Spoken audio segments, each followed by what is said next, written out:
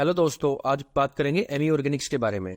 Amy Organics एक leading research and development driven speciality chemical manufacturer company है। इन speciality chemicals का and uses advance pharma intermediates, active pharmaceutical ingredients, new chemical entities और fine chemicals में होता है। Quick facts हैं। 6,211 millions का total revenue, 833 millions का प्रॉफिट आफ्टर टैक्स, 1,227 का मिलियन रुपीज का EBITDA, 59% export, 500 plus customers, 50 countries में कस्टमर प्रेजेंस, 3 मैन्युफैक्चरिंग फैसिलिटीज और 1 R&D फैसिलिटी।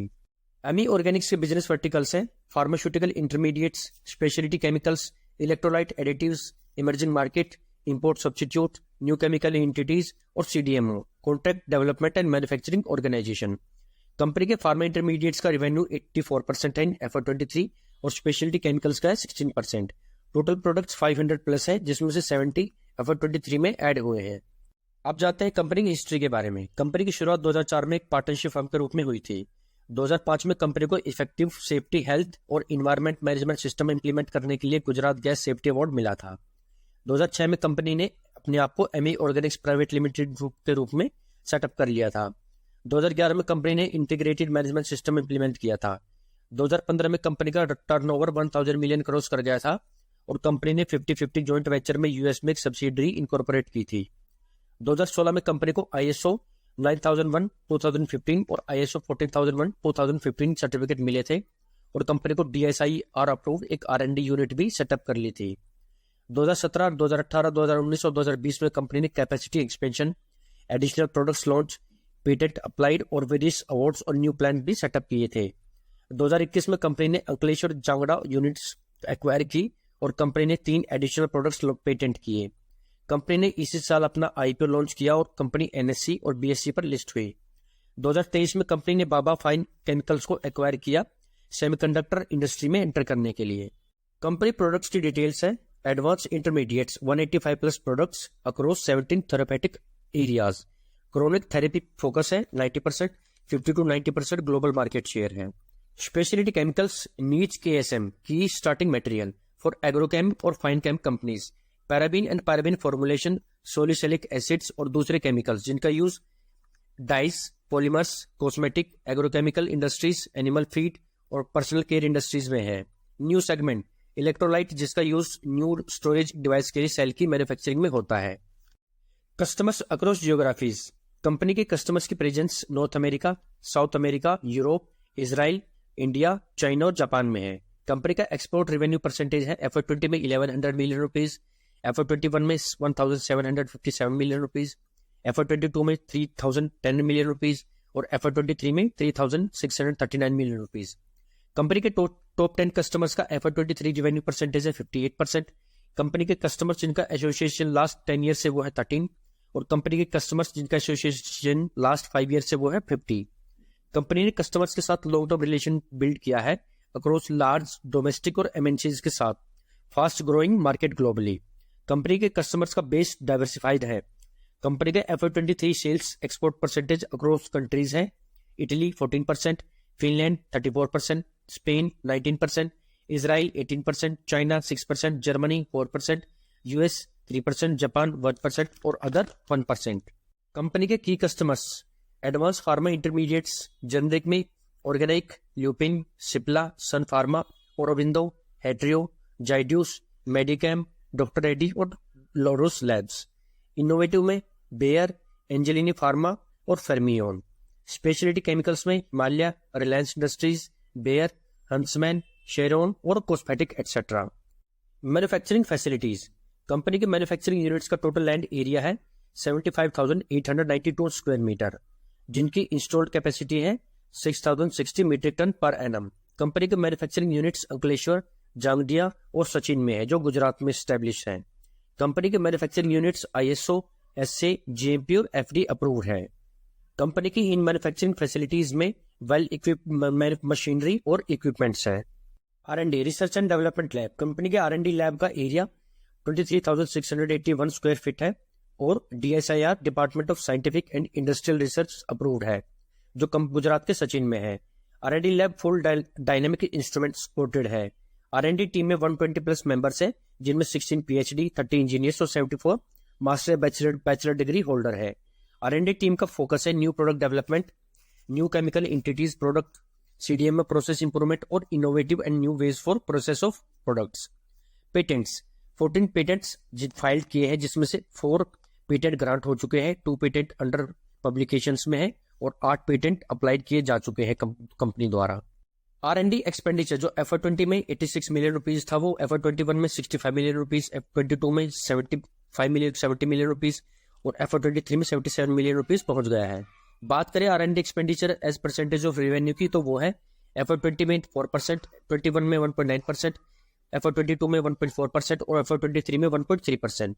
कंपनी का बिजनेस वर्टिकल्स परसेंटेज है emerging market 51.5%, CDMO 4.9%, regulatory market 41.7% और इंपोर्ट सब्स्टिट्यूट है 2%। थेरेपेटिक एरिया ब्रेकअप है anticoagulant 6.7%, anti retroviral 21.4%, anti depressant 28% और other 43.9%। Fundamental analysis, market cap 4,705 crore रुपए, book value 171 रुपए, EV to EBITDA ratio 35, PE ratio 64.9, industry P 36.1, current ratio 2.12, debt to equity ratio 0.16, plus percentage 0, PE ratio 1.84, free cash flow last year का -153 crore rupees. Sales growth percentage 37% और profit growth percentage last year की है 44%। Share holding pattern, promoter के पास 39.9% stake है, जो last quarter के 38.9% और last year के 39.4% से कम है। FII के पास 11.7% स्टेक है, म्यूचुअल फंड्स के पास 5.4%, DII के पास 2% और पब्लिक के पास 41% स्टेक है।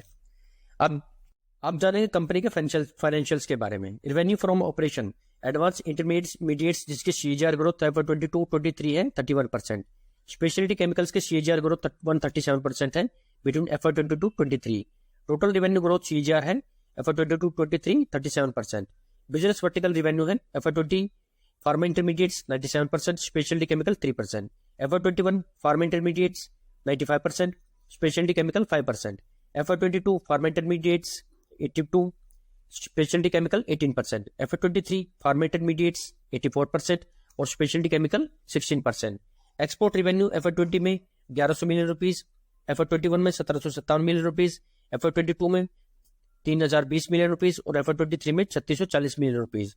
कस्टमर कंसेंट्रेशन है टॉप 3 33%, टॉप 5 44% और टॉप 10 है 58%। EBITDA and EBITDA margin percentage, FY20 में EBITDA 410 million rupees, EBITDA margin percentage 17.1%, FY21 में EBITDA 802 million rupees, EBITDA margin 23.5%, FY22 में EBITDA 1052 million rupees, EBITDA margin percentage 20.2%, FY23 में EBITDA 1227 million rupees और EBITDA margin 19.9%। Profit after tax and profit after tax margin percentage, FY20 में profit after tax 275 million rupees, profit after tax margin 11.5%, FY21 में profit after tax 540 million rupees, margin percentage. Recent development और future outlook of company, revenue growth FY24 18 to 20% revise होकर 15 to 18% हो गई है due to eroding top line. Revenue growth FY25 guidelines expected 17% to 22% और volume pickup expected in Fermion और new electrolyte projects. Margin for speciality chemicals moderate 14 to 16% industry pressure की वजह से, जिसको 18 to 20% तक इंप्रूव किया जाएगा नेक्स्ट क्वार्टर और लॉन्ग टर्म टारगेट है 23% का। Production plants, UV absorber production का रैंप अप होगा Q1 FY25 से और स्पेशलिटी केमिकल प्लांट्स कैपेसिटी को बढ़ाकर 55% तक इंक्रीज किया जाएगा और फुल कैपेसिटी यूटिलाइजेशन 26 तक किया जाएगा। EBITDA margin next 3 to 4 years में एक्सपेक्टेड है between 23 to 26%। Business focus Ankleshwar unit को अपग्रेड किया जाएगा, जिसको 3 times किया जाएगा और इलेक्ट्रोलाइट एडिटिव बिजनेस पर फोकस करके 300 करोड़ का कैपेक्स का टारगेट है। रेवेन्यू टारगेट है नेक्स्ट FY25-26 में मिडवे में 1000 करोड़ का और कॉन्ट्रैक्ट मैन्युफैक्चरिंग एक्सपेक्टेड है FY25 तक, जो नेक्स्ट 2 years में टेक ऑन होगा। इंडस्ट्री आउटलुक, ग्लोबल KSM की स्टार्टिंग मटेरियल मार्केट साइज और ग्रोथ जो 2015 में $22 बिलियन की थी, वो 2020 में $30 बिलियन की हो गई है। मीन्स CAGR ग्रोथ हुई है 6.7%, जो एक्सपेक्टेड है FY25 में $40 बिलियन की हो जाएगी। वही इंडिया KSM मार्केट साइज और ग्रोथ है 2015 में $3 बिलियन से बढ़कर 2020 में $4.8 बिलियन और एक्सपेक्टेड FY25 में $8 बिलियन की हो जाएगी। Means 10.6% CAGR growth. इंडिया की KSM ग्रोथ के रीजंस हैं government initiative and policy, China plus one strategy, push for local manufacturing और labour cost at cheap price. अब जानते हैं अमी ऑर्गेनिक्स के रिस्क के बारे में। Raw material risk, raw material price fluctuation से कंपनी का मार्जिन और कैश फ्लो इंपैक्ट हो सकता है, जो एक रिस्क है। Product risk, consumer demand change से कंपनी प्रोडक्ट का प्रोडक्शन और डेवलपमेंट स्लो हो जाएगा, जो कंपनी का ब्रांड, बिजनेस और फाइनेंशियल स्टेबिलिटी पर इंपैक्ट डाल सकता है। डिमांड रिस्क, डिमांड फ्लक्चुएशन भी कंपनी प्रोडक्ट्स को इंपैक्ट कर सकती है, जो कंपनी के लिए एक रिस्क है। फॉरेक्स रिस्क, इंटरनेशनल मार्केट में करेंसी एक्सचेंज से फ्लक्चुएशन हो सकता है, जो कंपनी की प्रॉफिटेबिलिटी को इंपैक्ट कर सकता है। Customer risk, top 10 customer demand में फ्लक्चुएशन से भी कंपनी की सेल्स और प्रॉफिटेबिलिटी इंपैक्ट हो सकती है, क्योंकि कंपनी का मैक्सिमम रेवेन्यू टॉप 10 कस्टमर से आता है। Environmental risk, environmental rules and regulation से कंप्लाई न करने पर कंपनी को पेनल्टी लग सकती है और कंपनी का प्रोडक्शन बंद भी हो सकता है, जो एक मेजर रिस्क है। और कंपटीशन रिस्क, बढ़ता हुआ कंपटीशन भी कंपनी के लिए एक रिस्क है। तो ये था आज का एनालिसिस और एमी ऑर्गेनिक्स लिमिटेड। कंपनी एक वेल डाइवर्सिफाइड रीच में ऑपरेशनल है और कंपनी का फ्यूचर भी प्रॉमिसिंग दिख रहा है, लेकिन फिर भी ये कोई बाय या सेल रिकमेंडेशन नहीं है। ये वीडियो सिर्फ एजुकेशन पर्पज के लिए, कोई भी इन्वेस्टमेंट डिसीजन सोच समझ कर लें। उम्मीद है आपको आज का स्टॉक एनालिसिस का वीडियो अच्छी लगी होगी। इसी तरह की वीडियो के लिए प्लीज चैनल को सब्सक्राइब करना, वीडियो को लाइक, शेयर और कमेंट करना। मिलते हैं नेक्स्ट वीडियो में। Thanks for watching.